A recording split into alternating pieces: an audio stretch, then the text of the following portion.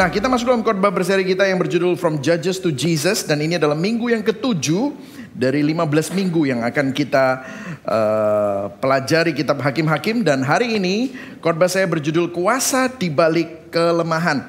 Ini masih tentang Gideon.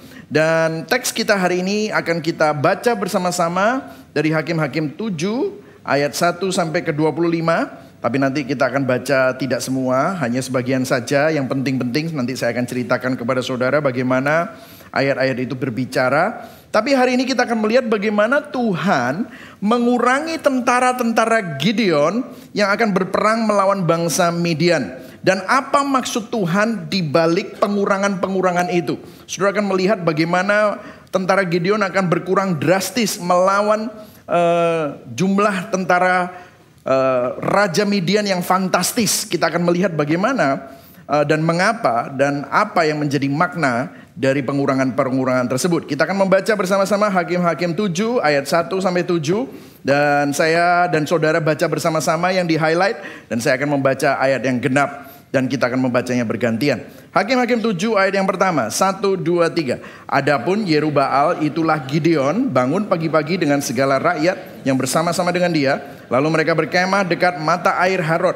Perkemahan orang Midian itu sebelah utaranya. Dekat bukit More di lembah. Berfirmanlah Tuhan kepada Gideon, terlalu banyak rakyat yang bersama-sama dengan engkau itu daripada yang ku kehendaki untuk menyerahkan orang Midian ke dalam tangan mereka. Jangan-jangan orang Israel memegah-megahkan diri terhadap aku sambil berkata, tanganku sendirilah yang menyelamatkan aku. Ayat 3, serukanlah kepada rakyat itu, siapakah yang itu, biarlah ia pulang, enyah dari pegunungan Gilead. Lalu pulanglah 2.000 orang dari rakyat itu dan tinggallah 10.000. Tetapi Tuhan berfirman kepada Gideon, masih terlalu banyak rakyat. Suruhlah mereka turun minum air. Maka aku akan menyaring mereka bagimu di sana. Siapa yang kufirmankan kepadamu, inilah orang yang akan pergi bersama-sama dengan engkau. Dialah yang akan pergi bersama-sama dengan engkau. Tetapi barang siapa yang kufirman kepadamu, inilah orang yang tidak akan pergi bersama-sama dengan engkau. Dialah yang tidak akan pergi. Ayat 5. Lalu Gideon menyuruh rakyat itu turun minum air dan berfirmanlah Tuhan kepadanya. Barang siapa yang menghirup air dengan lidahnya seperti anjing menjilat, haruslah kau kumpulkan tersendiri. Demikian pula semua orang yang berlutut untuk minum. Jumlah orang yang menghirup dengan membawa tangannya ke mulutnya ada 300 orang. Tetapi yang lain dari rakyat itu semuanya berlutut minum air. Ayat 7. Lalu berfirmanlah Tuhan kepada Gideon, dengan ke-300 orang yang menghirup itu akan kuselamatkan kamu. Aku akan menyerahkan orang Midian ke dalam tanganmu. Tetapi yang lain dari rakyat itu semuanya boleh pergi masing-masing ke tempat kediamannya. Amin, saudara ya. Berbahagialah orang yang mendengar firman Tuhan, memelihara dalam hatinya dan melakukan dalam hidupnya. Nah, saudara bayangkan kalau saudara punya perusahaan internasional dan saudara sedang berusaha untuk mencari seorang CEO atau direktur yang akan mengepalai perusahaan saudara. Maka saudara pasti akan membuka lowongan itu dengan sebuah kualifikasi yang sangat kompleks. Karena seorang CEO, Chief Executive Officer, dia harus memimpin multi-billion atau multi-million dollar company dengan suatu kualifikasi pendidikan pengalaman yang kompleks juga. Karena kalau tidak, saudara tidak akan mampu, orang itu tidak akan mampu memimpin perusahaan yang besar ini. Saudara tidak akan memilih seorang yang baru saja lulus SMA, tanpa resume, tanpa CV, tanpa pengalaman yang mumpuni. Karena perusahaan ini akan hancur. Nah, ini adalah keadaan dunia. Masalahnya, waktu kita memahami cara Tuhan bekerja dalam perjalanan iman kita, kalau kita pakai lensa dunia, maka ini akan menjadi sesuatu yang berkebalikan. Karena saudara, cara Tuhan bekerja dalam kehidupan iman saudara, dalam hidup kita, perjalanan spiritualitas kita, itu berkebalikan dengan nilai-nilai dunia. Kalau saudara lihat cerita-cerita di Alkitab, sangat bertentangan dengan cara kita memimpin sebuah perusahaan atau cari orang untuk mengisi posisi CEO. Kalau sudah perhatikan, Tuhan seringkali memanggil orang-orang yang tidak memenuhi syarat dan memberikan mereka tugas dan memberikan mereka suatu panggilan yang mustahil untuk dilakukan berdasarkan kualifikasi orang tersebut. Coba kita kasih contoh saja. Kalau misalnya kita lihat tokoh-tokoh Alkitab, belum tentu kalau mereka diinterview di Gibeon Church, mereka itu bisa lolos untuk jadi WL atau jadi pastor di Gibeon Church. Saya kasih contoh, Raja Daud. Raja Daud menulis sebagian besar mazmur. Dia jago nyanyi, dia jago mimpin, dia jago menulis lagu. Tapi mungkin pada waktu diinterview sama pastoral, Daud, kamu adalah pemimpin pujian yang hebat, suaramu indah, lagu-lagu yang kamu tulis luar biasa. Bisa nggak cerita sedikit tentang masa lalumu? Mungkin Daud akan cerita, oh iya saya pernah selingkuh dengan seorang wanita yang bukan istri saya dan saya membunuh suaminya untuk menutupi perselingkuhan saya. Kira-kira saudara mau nggak punya WL seperti itu? Jangan-jangan memang nggak masuk dalam, langsung dicoret Daud. Kalau saya bisa katakan selanjutnya tokohnya mungkin Rasul Paulus. Rasul Paulus menulis sebagian besar dari Perjanjian Baru. Tapi saya yakin saudara tidak akan mempekerjakan seorang Paulus menjadi pastor di sebuah gereja. Karena kalau ditanya, Paulus kamu memang guru yang sangat luar biasa. Tulisan-tulisanmu brilian. Kamu menuliskan doktrin-doktrin yang tiada duanya. Bisa nggak ceritakan tentang sejarahmu? Oh ya, saya dulu preman. Anggota-anggota gereja aku jebloskan ke penjara, bahkan aku membunuh orang yang namanya Stefanus, ya, dan menyuruh mereka dan melihat Stefanus dilempari batu dan aku yang menyuruh. Mungkin saudara akan mencoret nama Paulus atau Saulus untuk menjadi seorang gembala sidang atau perintis gereja. Nah, begitu juga dengan Gideon. Kalau saudara lihat, kita tidak akan memilih seorang pengecut yang lemah. Seperti Gideon sebagai seorang pembebas bangsa atau seorang hakim. Namun yang lucu, Gideonlah yang dipilih Tuhan menjadi hakim. Gideon yang menjadi alat Tuhan untuk membebaskan umatnya. Jadi apa kesimpulannya? Kalau saya bisa ringkaskan khotbah saya hari ini adalah, Gideon tidak dipilih karena dia layak, saudara. Tetapi panggilan Tuhan yang membuat Gideon layak. Yang setuju katakan amin. Ya. Kelemahan Gideon bukanlah suatu kelemahan. Justru kelemahan Gideon adalah sebuah keuntungan. Karena melalui kelemahan, Tuhan justru ingin menyatakan bahwa kuasanya menjadi sempurna di saat saudara dan saya lemah. Dan kalau saya bisa memberikan sebuah statement sebelum saya memulai poin-poin khotbah saya, kita paling kuat di dalam Tuhan justru di saat kita paling lemah di dalam kekuatan kita sendiri. Kalau saudara melihat hidup saudara sendiri, kapan Tuhan bekerja? Biasanya pada saat titik poin saudara lemah. Di situ Tuhan bekerja. Nah, poin saya hari ini ada 3. Kita baca sama-sama ya. Yang pertama, perlunya menjadi lemah. Yang kedua, penghiburan di dalam kelemahan. Yang ketiga, baca sama-sama, kemenangan dari kelemahan. Ya, saudara, ini sangat counterintuitif, sangat countercultural, sangat berlawanan dengan intuisi manusia dan berlawanan dengan budaya dunia. Ya, perlunya menjadi lemah. Yang siap belajar katakan yes. Oke. Nah, kalau saudara lihat di ayat 1 sampai 3, nggak usah dibaca, tadi kita udah baca. Jadi kedua pasukan Israel dan pasukan Midian ini berkemah berdekatan. Pasukan Israel ada di gunung, bukit, kemudian pasukan Midian ada di lembah. Nah, Gideon melihat. Nah, Gideon kemarin sudah mendapatkan konfirmasi dari Tuhan. Bulu dombanya ada embunnya, tanahnya kering. Dia minta lagi konfirmasi dari Tuhan. Tuhan, besoknya jangan murka ya Tuhan.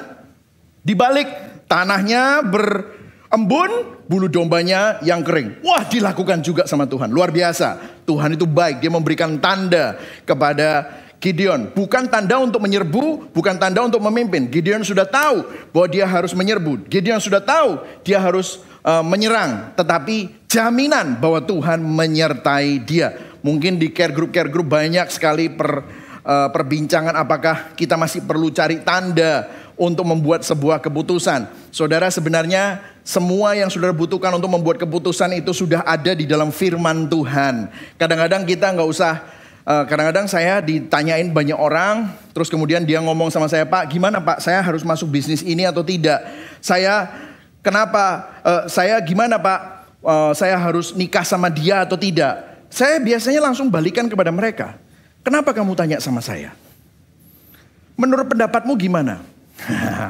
Kalau menurut pendapat saya sih semestinya ya enggak. Loh, kamu sudah tahu kok enggak, kok tak pakai tanya sama saya?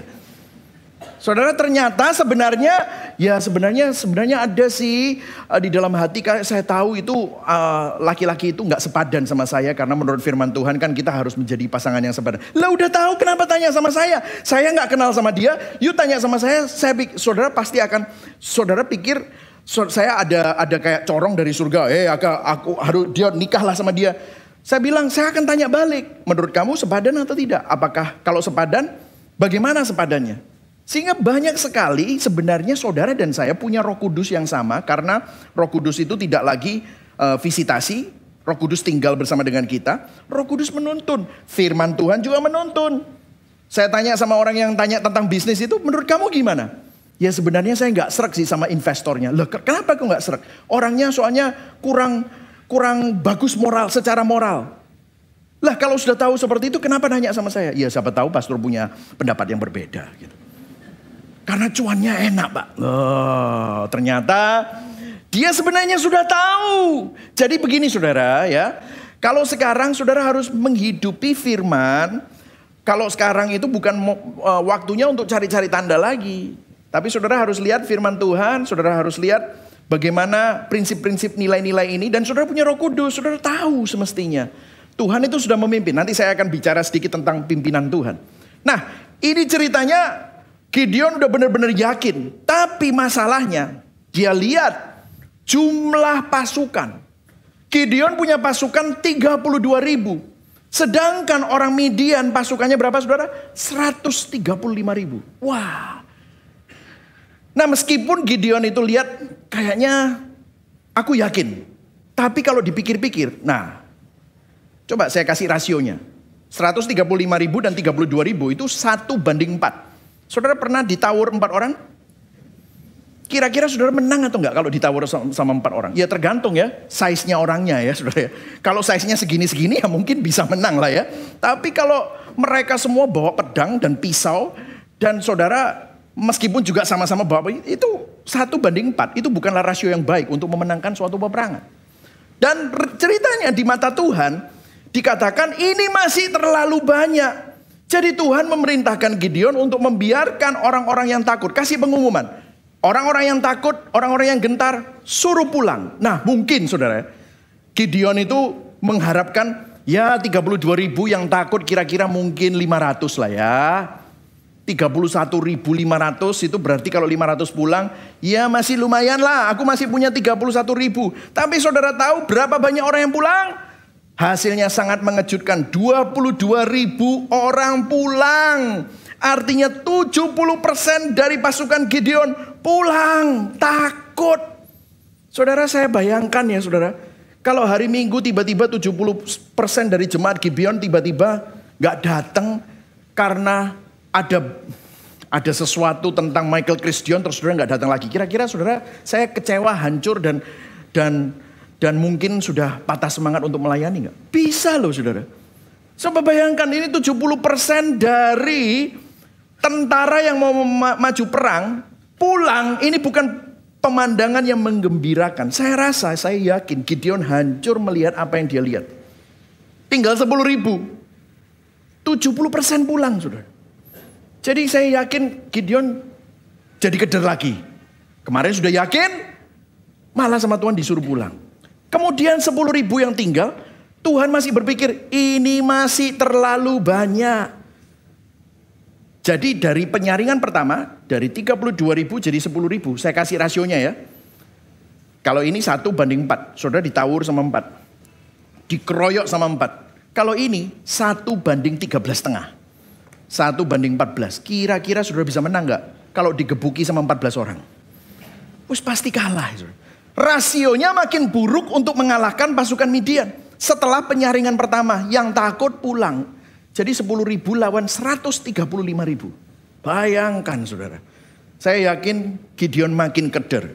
Kemudian Tuhan masih menganggap 10.000 tentara itu masih terlalu banyak. Jadi dia memerintahkan Gideon untuk membawa mereka ke sungai untuk dites minum air. Nah, coba saudara lihat ya. Ini ceritanya bagaimana mereka minum air. Nah terus Tuhan bilang, nanti kalau yang minum air, pisahkan. Setelah mereka minum air, yang tadi minum airnya berlutut, airnya diginiin, terus diminum. Terus ada yang langsung saudara, saking geragasih, langsung gini saudara. Wow, kayak anjing saudara. Jadi minumnya itu, nggak tahu ya, mungkin ketakutan juga ya, saya nggak tahu ya. Atau takut nggak mau ngaku pulang, atau mungkin gelo, pulang. Terus aku 10.000 tinggal, mateng kon. minum, ya udah minum gitu ya. Mungkin ketakutan. Jadi saudara kalau saudara lihat ceritanya disuruh pisahkan. Dan akhirnya kirim orang-orang yang menjilat seperti anjing, berlutut menjilat seperti anjing, pulang ke rumah. Mereka yang berlutut dan minum dari tangannya, suruh tetap tinggal. Dan saudara tahu berapa orang? Hanya 300 orang yang tersisa. Nah kalau biasanya di sini penjelasannya adalah, saya masih ingat tuh guru-guru sekolah minggu saya memberitahu saya kenapa orang-orang yang berlutut dan minum air dengan tangannya itu dikatakan bahwa mereka dipilih Tuhan, 300 orang, tentara elit. Wah. Kenapa? Karena kalau pakai tangan begini, dia tidak harus melepaskan perisainya, tidak harus melepaskan pedangnya, dia tetap berjaga-jaga. Karena dengan begini dia masih lihat-lihat. Wah, kan gitu kan? Pernah dengar gitu? Pernah? Banyak pandangan-pandangan kosong nggak pernah dengar gitu saudara. Ya, pernah dengar gitu ya? Oh tapi yang jilat seperti anjing itu, dicopot semua, yang dipikirin cuman kehausannya. Berarti mereka memang bukan tentara sejati. Mereka adalah orang-orang yang tidak dipilih Tuhan. Terus moral of the story anak-anak. Wah, moral of the story anak-anak youth. Jadilah orang-orang yang berjaga-jaga gitu saudara ya. Kok kayaknya itu gak ada di Alkitab loh saudara. Coba perhatikan, gak ada ngomong tentang lepasin itu, gak ada. Cuman hanya berlutut. Pakai tangan, sama satunya menjilat seperti anjing. Dan kita pakai tafsiran sendiri. Saya cari di komentari-komentari yang biblika, itu semua tidak termasuk di dalam tafsiran-tafsiran yang bertanggung jawab. Nah saya bersyukurlah untuk guru-guru sekolah minggu, mungkin mereka maksudnya baik ya. Tetapi ini kurang tepat. Lah terus apa jawabannya? Kenapa prajurit yang menjilat disuruh tinggal oleh Tuhan? Prajurit yang menjilat disuruh pulang oleh Tuhan. Dan prajurit yang berlutut tidak disuruh pulang. Apa jawabannya? Sudah mau tahu jawabannya? Atau enggak peduli? Kita skip aja ya. Mau tahu jawabannya? Nggak mau. Jawabannya apa? Bukan itu intinya. Tidak ada hubungannya itu. Sudah tahu jawabannya apa? Bukan itu intinya. Karena Alkitab gak pernah bilang suruh berjaga-jaga. Wong ini ngomongin tentang siapa? Gideon. And by the way, ini bukan pasukan elit. Nanti sudah akan lihat pasukan elit model apa. Perangnya gak pakai pedang. Jadi ini hanya, kenapa sih? Bukan intinya itu. Kenapa? Jadi gini, kalau kita bertanya mengapa yang berlutut dipilih Tuhan, terus yang menjilat tidak dipilih Tuhan. Kita melewati intinya. Apa yang Tuhan coba lakukan bukanlah memilih jenis prajurit yang terbaik. Bukan. Tuhan tidak mencoba menciptakan sekelompok pasukan elit yang terlatih dengan baik. Terlatih apa? Mereka nggak ada latihan perang kok. Jadi intinya apa? Waktu Gideon menyuruh orang yang berlutut untuk tidak pulang, tidak ada hubungannya apakah mereka pasukan yang berjaga-jaga, pasukan elit. Cara minum, tes minum, itu hanyalah cara Tuhan untuk mengurangi jumlah pasukan Gideon. Itu intinya. Lah kenapa kok harus dikurangi? Itu yang perlu ditanyakan. Kenapa dari 10.000 jadi 300 itu loh, kenapa? Ini kan sangat-sangat memberikan panglima itu kalau punya pasukan besar itu nyalinya bertambah. Ini tambah dikasih cuma 300. Apa maksudnya? Tuhan sengaja melucuti semua yang bisa diandalkan Gideon. Sampai akhirnya Gideon dan bangsa Israel hanya bisa mengandalkan Tuhan saja. Jadi gak ada hubungannya sama pasukan elit, gak ada. Tuhan sengaja mengambil semua yang diandalkan Gideon, supaya Gideon tidak punya hal yang lain yang bisa diandalkan selain Tuhan saja. Bayangin saudara, dari 10.000 hanya jadi 300 orang. Gideon sekarang memiliki kurang dari 1% pasukan yang dia miliki. Berkurang berapa? 99%. Kalau 32.000 itu 1% itu mestinya 320. 1% aja nggak nyampe. Dan saudara saya mau kasih tunjuk kepada saudara. Karena tadi pertama rasionya berapa? 1:4. Kemudian 1:13,5. Kalau 300 berapa rasionya? 1:450. Bisa survive, dikeroyok 450 orang. Kemungkinan untuk menang perang tanpa pertolongan Tuhan mustahil. Ini intinya.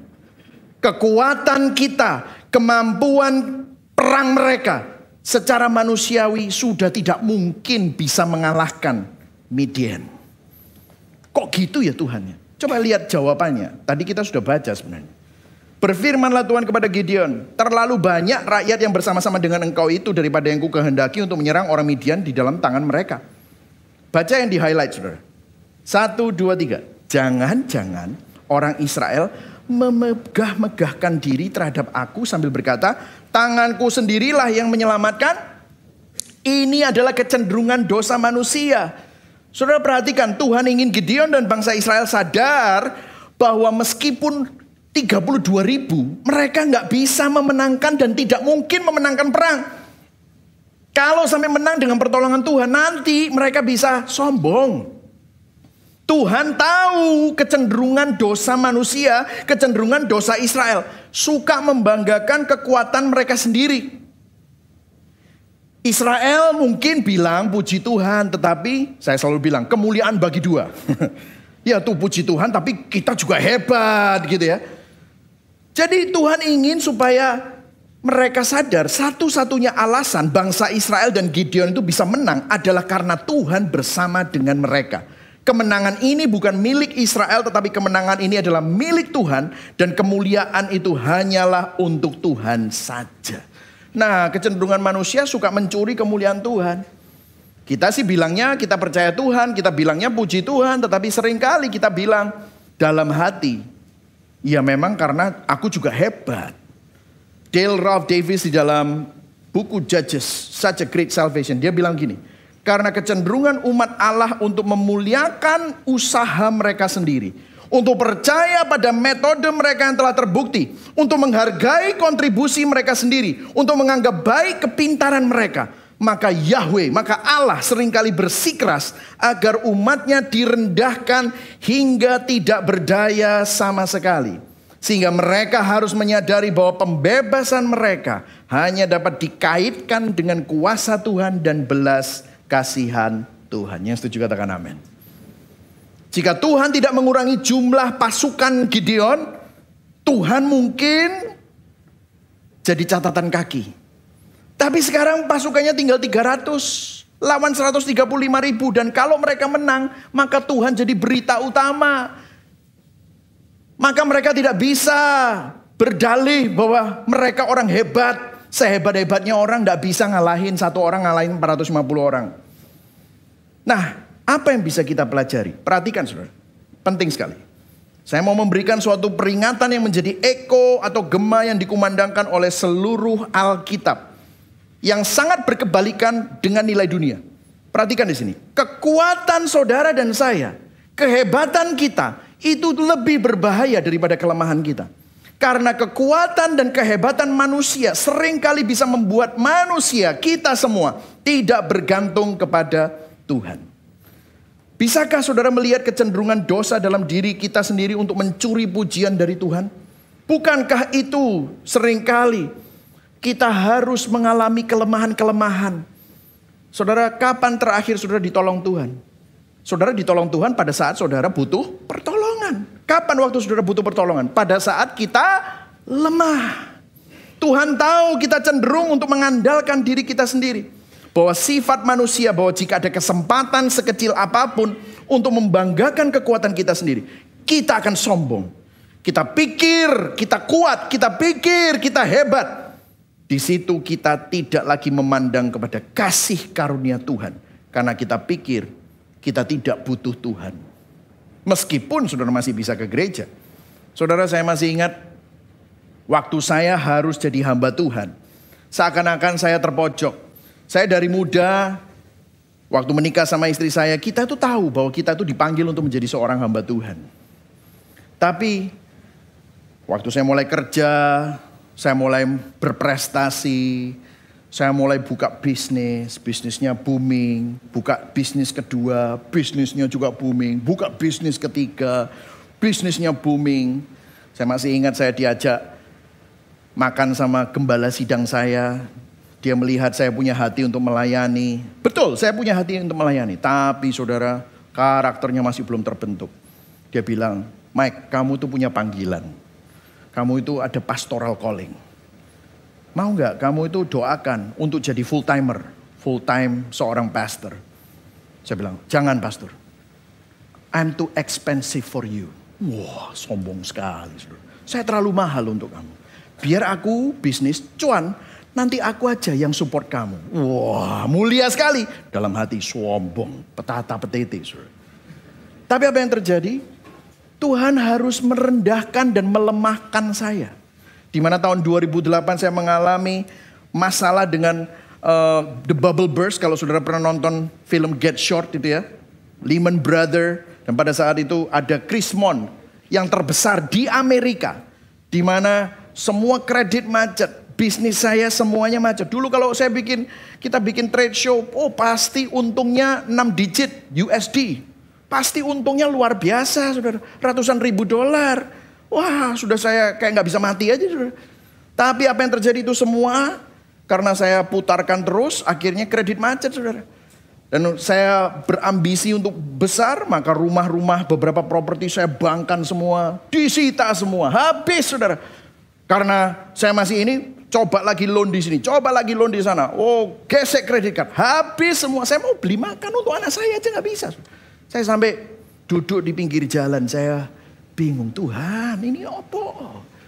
Tapi di situ justru Tuhan itu memanggil untuk masuk ke dalam pelayanan. Saya bilang gak mau. Gak keren Tuhan. Wong saya lagi susah, gak punya duit, masuk pelayanan. Kan lebih keren. Pas lagi jaya-jayanya, saya tinggalkan semua. Untuk masuk ke dalam pelayanan. Padahal waktu itu sudah jaya dikasih opportunity untuk melangkah dengan iman. Gak mau. Karena doyan duit saudara. Dan apa yang terjadi pada waktu itu saya benar-benar pusing. Habis. Saudara tahu kekuatan kita itu lebih berbahaya daripada kelemahan kita. Tetapi di situ baru saya sadar ternyata saya bukan apa-apa. Dan apa yang pelajaran untuk kita semua. Dan saya waktu itu mengalaminya. Tuhan seringkali harus mengurangi tentara-tentara kita. Melucuti semua yang kita anggap hebat. Segala sesuatu yang bisa kita andalkan selain Tuhan. Agar kita kembali sepenuhnya bergantung kepada Tuhan. Itulah sebabnya saya perlu dilemahkan. Saudara perlu dilemahkan. Tuhan sengaja mengurangi tentara-tentara kita. Karena Tuhan ingin kita menyadari betapa lemahnya, rentannya kita. Karena di sana waktu kita lemah, waktu kita rentan, waktu kita rapuh. Kita belajar untuk bersandar pada kekuatan Tuhan. Seringkali justru Tuhan sering mengizinkan keadaan-keadaan yang lemah dalam hidup kita terlebih dahulu sebelum dia bisa bekerja dan membentuk kita dan memakai kita untuk pekerjaannya yang besar. Di situ saya sadar, Tuhan, ternyata apa yang saya anggap hebat, apa yang saya andalkan itu tidak berarti dalam waktu beberapa bulan habis.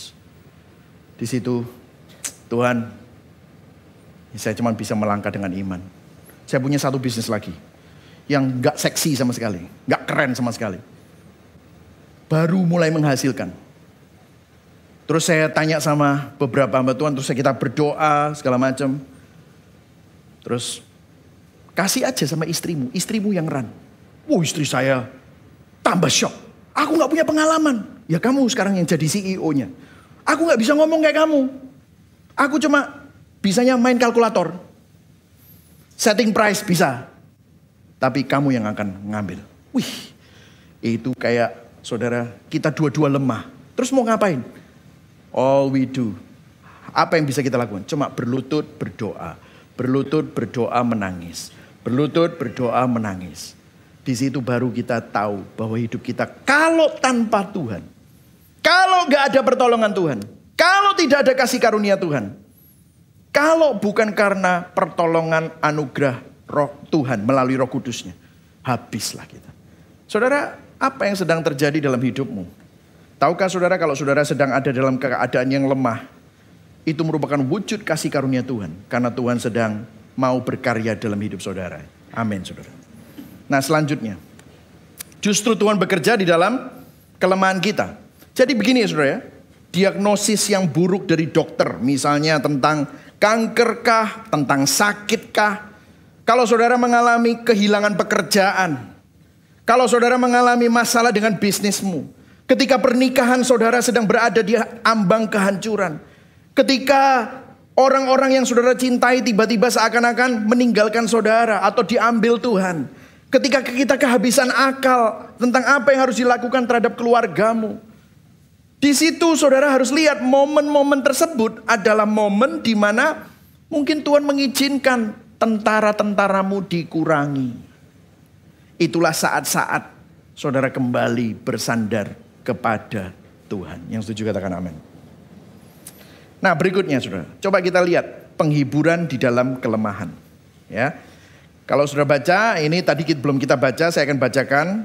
Dan kita akan membacanya bergantian ya. Dari rakyat itu mereka mengambil bekal dan sangkakala. Demikianlah seluruh orang Israel disuruhnya pergi masing-masing ke kemahnya. Tetapi ke-300 orang itu ditahannya. Adapun perkemahan orang Midian ada di bawahnya di lembah. Ayat 9, baca sama-sama. Pada malam itu berfirmanlah Tuhan kepadanya. Bangunlah, turunlah menyerbu perkemahan itu. Sebab telah kuserahkan itu ke dalam tanganmu. Kemudian ayat 10. Tetapi jika engkau takut untuk turun menyerbu, nah rupanya Tuhan tahu. Gideon ini keder. Coba bayangkan. Dari 32.000 tinggal 300. Saya rasa kalau saudara jadi Gideon, bukan hanya takut, mungkin saudara lari terbirit-birit. Dia takut, dan Tuhan tahu. Tetapi jika engkau takut untuk turun menyerbu, turunlah bersama dengan pura bujangmu ke perkemahan itu. Ayat 11, baca sama-sama. Maka kau dengarlah apa yang mereka katakan. Semuanya baca saudara. Kemudian engkau akan mendapat keberanian untuk turun menyerbu perkemahan itu. Lalu turunlah ia bersama dengan pura bujangnya itu sampai kepada penjagaan terdepan laskar di perkemahan itu. Nah, saudara lihat ya. Jadi dia itu menyelinap malam-malam. Dan Alkitab mendeskripsikan orang Midian seperti apa. Adapun orang Midian dan orang Amalek itu semua orang dari sebelah timur bergelimpangan di lembah itu. Maksudnya banyak tentaranya. Seperti belalang banyaknya dan unta mereka tidak terhitung. Seperti pasir di tepi laut banyaknya. Jadi ini armada pasukan besar. Kemudian ayat 13. Ini pasukannya 135.000. Areanya besar. Kok bisa dia itu dengar orang cerita tepat waktu. Jamnya ya tepat, orang itu pas cerita, dia pas dengar. Kan orang itu bisa cerita kapan saja. Kok bisa tepat pada waktu Gideon dan pura ada di situ. Ayat 13, baca sama-sama. 1, 2, 3. Ketika Gideon sampai ke situ, kebetulan ada seorang menceritakan mimpinya kepada temannya. Katanya, tampak sekeping roti jelai terguling masuk ke perkemahan orang Midian. Setelah sampai ke kemah ini, dilanggarnyalah kemah ini sehingga roboh dan dibongkar bangkirkannyalah. Demikianlah kemah ini habis runtuh. Ayat 14, pura jawab. By the way tadi kebetulan. Kebetulan bisa dengar ini. Lalu temannya pura itu menjawab, ini tidak lain dari pedang Gideon bin Yoas. Orang Israel itu, Allah telah menyerahkan orang Midian dan seluruh perkemahan ini ke dalam tangannya. Ayat 15 baca sama-sama. Segera sesudah Gideon mendengar mimpi itu diceritakan dengan tafsirnya, maknanya, sujudlah ia menyembah. Kemudian pulanglah ia ke perkemahan orang Israel lalu berkata, bangunlah sebab Tuhan telah menyerahkan perkemahan orang Midian ke dalam tangan. Saudara coba ya, menarik sekali.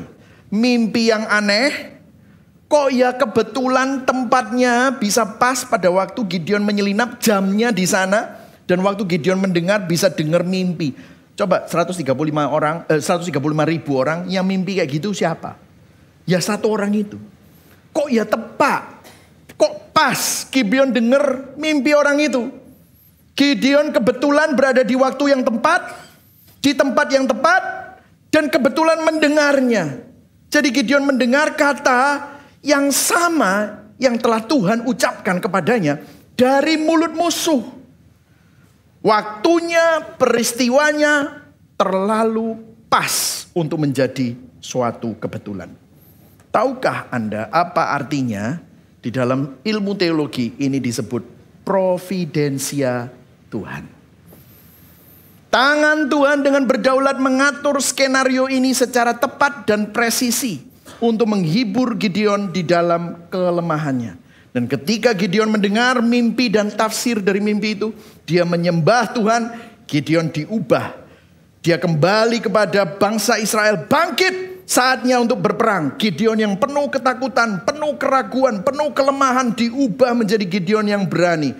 Karena dia sekarang yakin lagi setelah yakin, gak yakin, takut bahwa Tuhan bersama dengan dia. Jadi jangan lewatkan hal ini, saudara. Apa yang bisa kita pelajari? Perhatikan, Tuhan adalah Tuhan yang mengambil inisiatif. Tuhan tahu ketakutan saudara.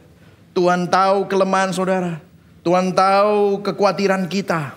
Tuhan mengambil inisiatif untuk menghibur Gideon. Tuhan tahu persis apa yang Gideon butuhkan sebelum Gideon maju dalam pertempuran. Mazmur Daud berkata, waktu aku takut. Baca sama-sama ya, 1, 2, 3. Waktu aku takut, aku ini apa? Percaya. Aku berharap kepada Tuhan. Jadi saudara, Tuhan memahami ketakutan kita. Tuhan tidak marah dan tidak tersinggung oleh ketakutan serta kelemahan kita. Datang kepada Tuhan dengan ketakutan kita dan taruhlah kepercayaan kita hanya kepadanya. Alistair Begg dalam bukunya Truth for Life, dia berkata begini, kita dapat menyerahkan semua kekhawatiran kita kepada Bapa Surgawi. Kita dapat meletakkan semua beban dan ketakutan kita di kakinya. Tidak apa-apa untuk datang kepadanya.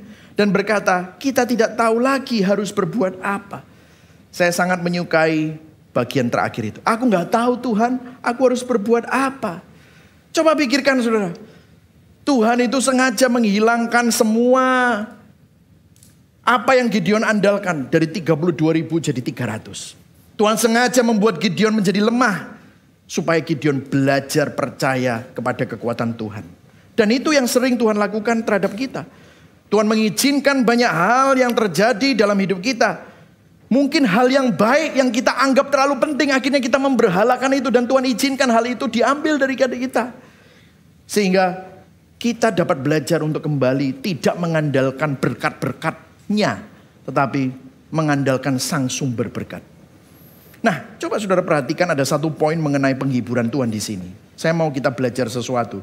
Di Hakim-Hakim 7 ayat 10 tadi dikatakan, tetapi jika engkau takut untuk turun menyerbu, turunlah bersama dengan pura bujangmu ke perkemahan itu. Saudara tahu gak?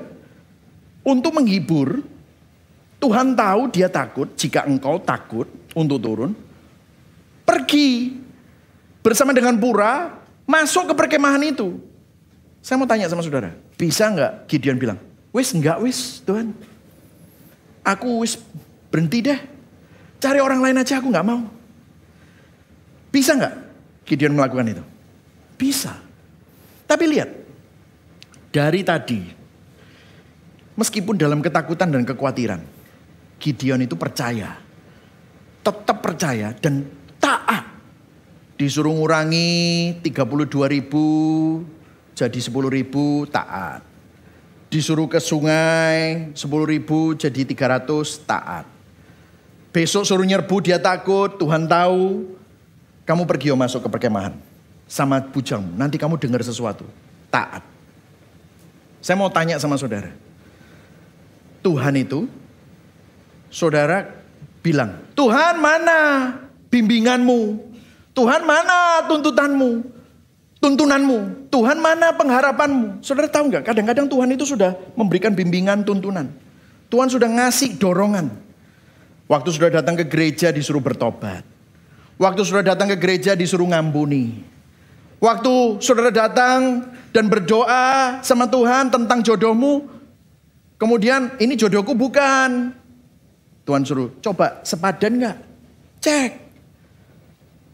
Di dalam keraguanmu Tuhan suruh ambil langkah iman. Udah kamu pelayanan dulu di YC itu. Nah, udah kamu belajar untuk ikut komunitas dulu. Tuhan sudah kasih tuntunan tapi masalahnya gini. kita itu tidak mau melangkah. Betul atau tidak? Seringkali kita hanya pasif nunggu Tuhan melakukan sesuatu. Saudara, ada hubungan antara ketaatan dan penghiburan, pengharapan, tuntunan Tuhan. Itu ada hubungannya. Saat kita percaya dan taat melangkah dengan iman kecil kita, kita melihat kesetiaan Tuhan yang menghibur, memimpin dan membimbing. Ini cara kerja Tuhan. Ini cara kerja Tuhan menghibur kita. Ini cara kerja Tuhan menuntun kita. Tuhan menyingkapkan sedikit, kita melangkah. Di situ Tuhan bukakan lagi. Tuhan gak pernah tunjukkan 10 langkah ke depan. Enggak, dia 1 langkah. Tuhan bilang, kamu gak mau ngelangkah gitu aja, gak mau melangkah, gak mau percaya. Coba kamu melangkah, nanti kamu akan melihat. Kamu akan mengalami kesetiaanku. Yang setuju katakan amin. Seringkali dalam kehidupan kita seperti itu. Saya kembali ke cerita saya. Waduh saudara, pada waktu itu berat banget. Kayaknya ya sudah, saya harus menyerah. Tapi di situ saudara, waktu kita mulai melangkah, istri saya juga takut harus take over the business. Saya juga takut, saya harus jadi hamba Tuhan. Aduh Tuhan, apa yang saya pikirkan hamba Tuhan itu ya, hidup oleh iman, melarat itu artinya. Aduh Tuhan ya. Tapi ya memang ya, sekarang kita sudah tidak punya apa-apa. Yang kita punya ya cuma Engkau Tuhan. Melangkahlah. Tapi di situ saya ketemu gospel.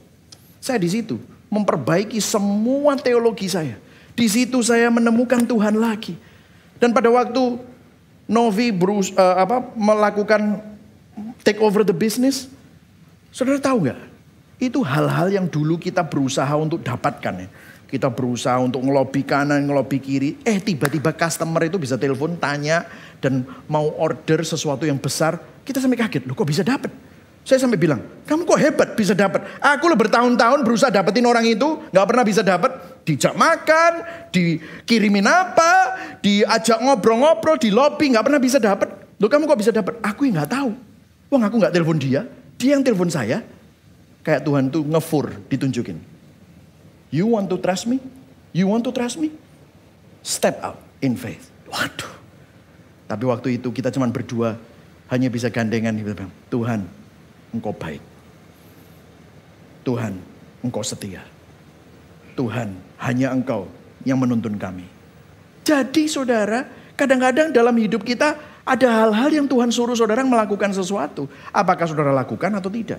Ketika kita melangkah dengan iman dalam ketaatan kepada Tuhan, di situ kita mengalami Tuhan. Di situ kita melihat kebaikan Tuhan. Di situ kita menemukan bahwa Tuhan hadir bersama dengan saudara. Yang setuju katakan amin. Nah, itu moral of the story dari cerita ini. Tetapi apakah itu intinya? No. Intinya ini, yang ketiga, kemenangan dari kelemahan.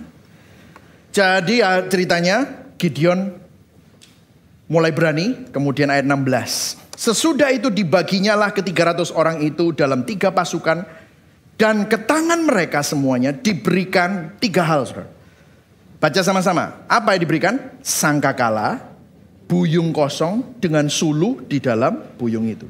Ini perang model apa saudara? Gak ada pedangnya saudara. Gak ada tombaknya, gak ada perisainya, gak ada panahnya. Apa? Sangkakala, buyung kosong dengan obor. Suluh. Ayat 17, baca sama-sama. 1, 2, 3. Dan berkatalah ia kepada mereka, perhatikanlah aku dan lakukanlah seperti yang kulakukan. Maka apabila aku sampai ke ujung perkemahan itu, haruslah kamu lakukan seperti yang kulakukan. Ayat 18. Apabila aku dan semua orang yang bersama dengan aku meniup sangkakala, gitu, maka haruslah kamu juga meniup sangkakala sekeliling seluruh perkemahan itu dan berseru, demi Tuhan dan demi Gideon. Aneh di sini, Gideon nggak ada strategi militer. Kan mestinya begini, mana panglimanya? Panglimanya di kemah mana? Kita bunuh dulu biar anak buahnya kocar-kacir. Kan mestinya gitu kan, saudara? Ya kan? Kalau saudara lihat semua film-film perang kan begitu. Komandannya mana? Rajanya mana? Dibunuh dulu biar anak buahnya kocar-kacir.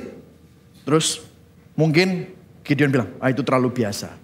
Kita pakai apa? Kita pakai sangkakala, kita pakai obor, kita pakai buyung. Oh ya? Terus ngapain?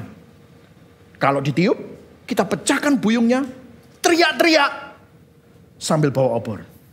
Ayo coba strategi perang yang paling aneh gitu saudara. Bayangkan saudara, ini lawan 135.000 orang loh dengan sangkakala, obor, buyung kosong dan teriak-teriak. Saya mau tanya, ini pasukan elit atau pasukan goblok, saudara? Betul, saudara? Ini tidak perlu keahlian perang. Jadi tafsiran tadi itu nggak sesuai.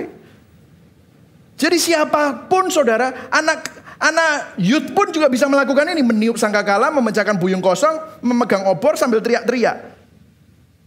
Gini loh saudara, intinya bukan tentang strateginya Gideon. Tapi intinya adalah Tuhan yang berperang buat mereka. Amin saudara. Berikutnya, lalu Gideon dan ke-100 orang yang bersama-sama dengan dia sampai ke ujung perkemahan itu pada waktu permulaan giliran jaga tengah malam. Ketika penjaga baru saja ditempatkan, lalu mereka meniup sangkakala sambil memecahkan buyung di tangan mereka. Demikianlah ketiga pasukan itu bersama-sama meniup sangkakala dan memecahkan buyung dengan memegang obor di tangan kirinya dan sangkakala di tangan kirinya untuk ditiup. Serta berseru, pedang demi Tuhan dan demi Gideon. Ayat 21, baca sama-sama. Sementara itu tinggallah mereka berdiri masing-masing di tempatnya sekeliling perkemahan itu. Tetapi seluruh tentara musuh menjadi apa? Kacau balau, berteriak-teriak dan melarikan diri. Ayat 22, baca sama-sama. Sedang ke-300 orang itu meniup sangkakala, maka di perkemahan itu Tuhan membuat pedang yang seorang diarahkan kepada yang lain. Lalu larilah tentara itu sampai ke Betsita, ke arah Zerera, sampai di pinggir Abel Mehola dekat Tabat. Kemudian dikerahkannya orang-orang Israel dari Naftali, Asyer dan segenap suku Manasye. Lalu mereka mengejar orang Midian itu. Coba perhatikan di sini. Tuhan yang berperang, mereka bunuh-bunuhan sendiri, saudara.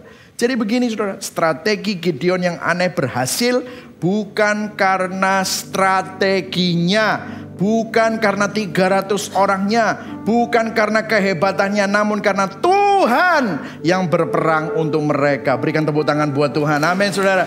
Ini luar biasa. Tuhan membuat pasukan Midian berbalik melawan satu sama lain. Dan orang Israel cuma hanya perlu mengejar mereka yang melarikan diri. Kok aneh ya? Tuhan menggunakan metode yang mustahil. Gak mungkin, gak masuk akal. Perhatikan di sini. Inilah inti dari kekristenan. Kekristenan bukanlah agama untuk yang elit, untuk yang pinter, untuk yang kaya, untuk yang kuat, untuk yang hebat. Karena kalau kekristenan seperti itu, hanya yang pinter, yang elit, yang kaya, dan yang hebat yang bisa masuk. Tetapi justru orang itu sering mencemooh kekristenan itu agama lemah. Tuhannya mati. Dan saya mau berkata kepada saudara semua, itu tepat. Saya nggak bisa lebih setuju. Saya sangat setuju. Karena kekristenan bukanlah untuk mereka yang kuat. Tetapi kekristenan adalah untuk mereka yang lemah. Dan ini adalah sesuatu yang perlu kita perhatikan. Dalam ekonomi Tuhan, kelemahan adalah kekuatan. Saat kita lemah, kita kuat. Karena dalam kelemahan kita, kuasa Tuhan dinyatakan dan bekerja secara sempurna. Dengan kata lain, Tuhan tidak menginginkan orang Kristen yang kuat, bukan. Namun orang Kristen yang justru ngaku, aku lemah, aku rapuh. Tapi percaya bahwa di dalam kelemahan dan kerapuhannya, kita memiliki Tuhan yang kuat. Tuhan yang berkuasa. Berikan tepuk tangan buat Tuhan. Inilah inti kekristenan. Justru di situ letak kekuatannya. Di dalam kelemahan kita, kuasa Tuhan dinyatakan dan justru melalui kelemahan kuasa Tuhan bekerja secara sempurna. Kita hampir selesai. Di ayat 24-25, dua raja Midian ditangkap dan dipenggal. Kepalanya dibawa kepada Gideon. Ceritanya belum selesai. Kita melanjutkannya minggu depan. Tapi ini yang mau saya sampaikan kepada saudara sebagai penutup. Sepanjang kitab Hakim-Hakim, kita melihat pola yang berulang-ulang bahwa Tuhan memberikan keselamatan bukan melalui yang kuat, justru melalui yang lemah. Gideon adalah orang lemah, dari keluarga yang lemah, dari suku yang lemah, dan dia harus menghadapi orang Midian yang kuat dengan pasukan yang lemah 300. Tuhan tidak menyelamatkan melalui kekuatan, tetapi kelemahan. Kenapa? Karena di sini Injil, cerita keselamatan Tuhan dalam kitab Hakim-Hakim menunjuk kepada cerita di atas segala cerita. Cerita keselamatan yang paling utama, yaitu Injil. Kalau saudara perhatikan Injil, Injil bukanlah cerita di mana Tuhan menyelamatkan umatnya yang berdosa dengan kekuatan, namun melalui kelemahan. Waktu Allah Tritunggal mengutus anaknya pribadi kedua, Yesus Kristus berinkarnasi, dia tidak lahir di istana. Dia bukan keturunan ningrat. Dia bukan seorang panglima yang punya kekuatan pasukan, tetapi dia anak tukang kayu yang lemah. Dia lahir di kota kecil yang lemah namanya Bethlehem. Bukan di rumah sakit terbaik di Bethlehem, tetapi di kandang yang lemah. Tempat tidurnya, tempat makanan ternak yang najis. Disitulah Sang Juru Selamat lahir. Untuk menyelamatkan kita dari musuh terbesar kita, yaitu dosa. Tuhan mengirimkan seorang raja, tetapi bukan raja yang punya singgasana emas. Bukan raja yang hebat, punya pasukan yang perkasa dengan kereta perang. Tetapi raja ini raja yang lemah. Raja yang singgasananya salib, mahkotanya duri, direndahkan. Punya kuasa atas segala sesuatu, kerjaannya malah cuci kaki murid-muridnya. Punya kekuatan untuk menghentikan angin ribut. Tetapi waktu dia membawa salib, dia gak even kuat bawa salib. Harus Simon orang Kirene yang membantu bawa salib. Dia ditelanjangi, dia dilecehkan, dia dianiaya, dia berlumuran darah, mati, menyerahkan nyawanya dengan tubuh telanjang. Dipaku di salib adalah gambar kelemahan yang tragis. Tapi perhatikan, melalui kelemahan salib Kristus, muncullah kemenangan terbesar atas dosa dan maut. Di situ dia menang. Yesus mengalahkan kutuk dosa sekali dan untuk selamanya dengan mati di kayu salib. Namun pada hari yang ketiga, bangkit mengalahkan maut sebagai tanda kemenangan yang paling utama. Dan saudara yang percaya kepadanya, saudara yang sadar bahwa kamu lemah, kamu rapuh. Waktu saudara mengakui ini, kemenangan Kristus menjadi kemenanganmu. Milik Kristus menjadi milikmu. Akui bahwa kita lemah. Akui bahwa kita tidak bisa menyelamatkan diri kita sendiri. Kita butuh juru selamat. Justru kalau kita berpikir kita baik, kita mampu, kita hebat, kita tidak dapat diselamatkan. Kuasa penyelamatan Yesus hanya bekerja ketika kita mengakui bahwa kita tidak memiliki kekuatan dalam diri kita sendiri. Hari ini datang kepadanya dengan mengakui kelemahanmu. Kamu tidak perlu lagi terlihat hebat. Waktu kamu berusaha tampak hebat, di situ justru kita capek. Datanglah kepadaku yang letih, lesu dan berbeban berat. I will give you rest. Aku akan memberikan kelegaan. Let me tell you this, saudara. Saya akan tutup. Hari ini, mungkin saat ini ada beberapa saudara sedang mengalami kelemahan dan berada di posisi kelemahan.